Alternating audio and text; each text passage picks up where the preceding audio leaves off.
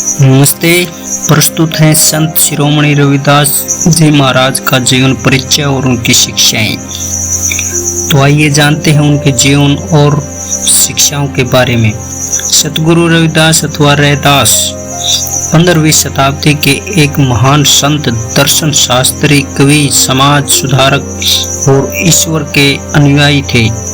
समाज में व्याप्त बुराइयों को दूर करने वाले संत रविदास जी भारत के उन महापुरुषों में से एक थे जिन्होंने अपने कार्य, कर्म और वचनों से सभी को अच्छाई, परोपकार और भाईचारे का संदेश दिया है। उन्होंने अपनी रचनाओं एवं रूहानी आवाज से गाए गीतों एवं भजनों से सारे संसार को सत्य मार्ग पर चलने के लिए प्रेरित किया है।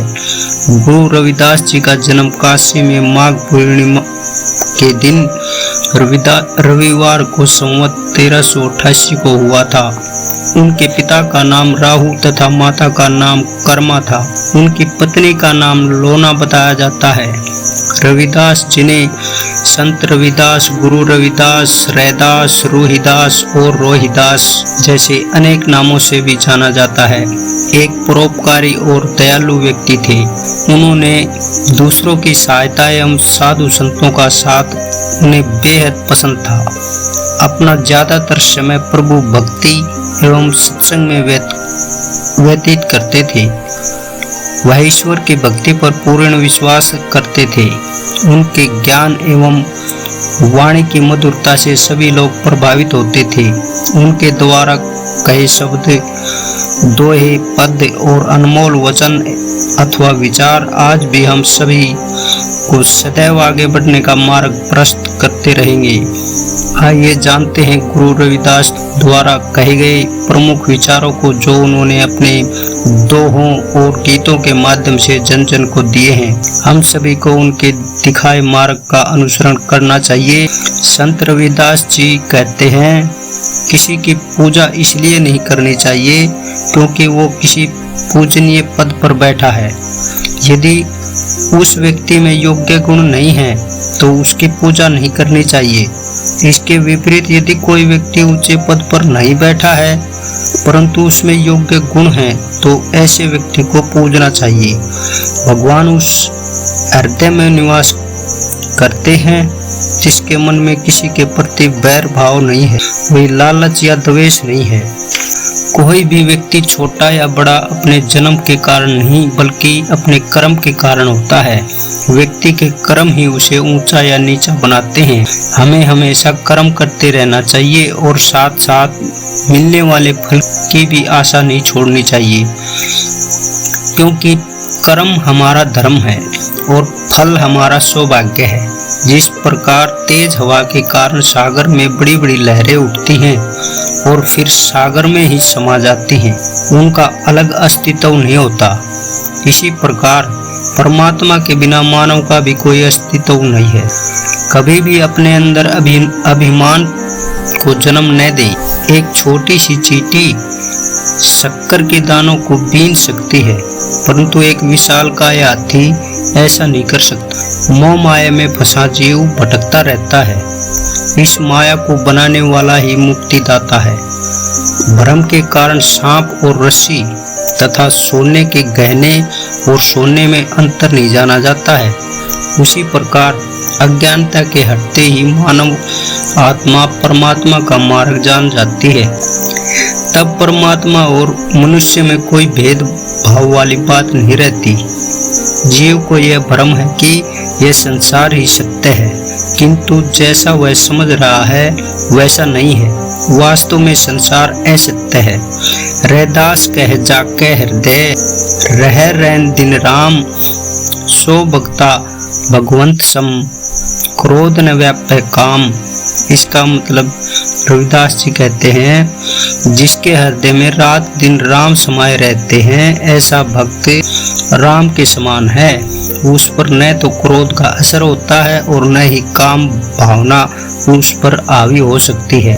हरीसा हीरा छाड़ के करे आन की आस, तैनर जमपुर जाएंगे, सतभाष्य रविदास।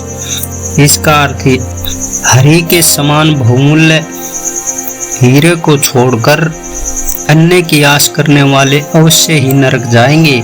यानी प्रभु भक्ति को छोड़कर इधर उधर भटकना व्यर्थ है। रविदास जन्म के कारण होत न कहूँ नीच, कर को नीच करी डारी है, ओछ कर्म की कीच। इस दोहे में रविदास जी के कहने का मतलब है कि किसी जाति में जन्म के कारण व्यक्ति नीच या छोटा नहीं होता है, किसी व्यक्ति को भिन्न उसके कर्म बनाते हैं। इसलिए हमें सदैव अपने कर्मों पर ध्यान देना चाहिए, हमारे कर्म सदैव ऊंचे होने चाहिए। जा देखे घिन उपजय, नरक कुंड में बांस, प्रेम भक्ति सो उधरे, प्रगटत जन रैदास। इसका मतलब है जिस रविदास को देखने से घृणा होती थी, उस जिसका नरक कुंड में वास था, ऐसे रविदास जी का प्रेम भक्ति ने कल्याण कर दिया है और वह एक मनुष्य के रूप में प्रकट हो गए हैं। मन चंगा तो कठौती में गंगा। इसका मतलब है यदि आपका मन पवित्र है तो साक्षात ईश्वर आपके हृदय में निवास करते हैं। जाति जाति में जाति है जो के तन के पात, रैदास मनुष्य ना छूट जुड़ सके जब तक जाति न जात। इसका अर्थ है जिस तरह केले के पत्ते के तने को छीला जाए तो पत्ते के नीचे पत्ता और फिर पत्ते के नीचे पत्ता और अंत में पूरा पेड़ खत्म हो जाता है, लेकिन कुछ नहीं मिलता। उसी प्रकार इंसान भी जातियों में बांट दिया गया है। इन जातियों के विभाजन से इंसान तो अलग अलग बट जाता है और अंत में इंसान भी खत्म हो जाते हैं, लेकिन यह जाति खत्म नहीं होती है। इसलिए रविदास जी कहते हैं जब तक ये जाति खत्म नहीं होगी तब तक इंसान एक दूसरे से जुड़ नहीं सकता है, यानी एक नहीं हो सकता है। ब्राह्मण मत पूजिए जो होवे गुणहीन, पूजिए चरण चंडाल के होने गुण प्रवीण। इस दोहे के माध्यम से संत रविदास जी कहना चाहते हैं कि किसी की सिर्फ इसलिए पूजा नहीं करनी चाहिए क्योंकि वह किसी पूजनीय पद पर है। यदि कोई व्यक्ति ऊंचे पद पर है, ऊंचे पद पर तो है पर उसमें उस पद के योग्य गुण नहीं है तो उसकी पूजा नहीं करनी चाहिए। इसके अतिरिक्त कोई ऐसा व्यक्ति जो किसी ऊंचे पद पर तो नहीं है परंतु उसमें पूजनीय गुण है तो उसका पूजन अवश्य करना चाहिए।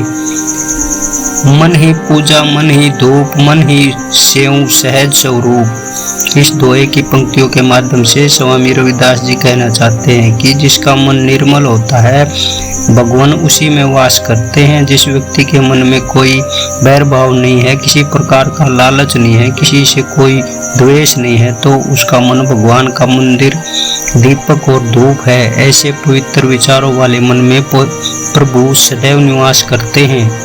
तो ये थे संत रविदास जी द्वारा बताए गए कुछ शिक्षाप्रद बातें। आपको कैसी लगी, अच्छी लगी तो वीडियो को लाइक करें, चैनल को सब्सक्राइब करें। आज के वीडियो में इतना ही, मिलते हैं अगले वीडियो में। धन्यवाद। सत साहेब जय रविदास।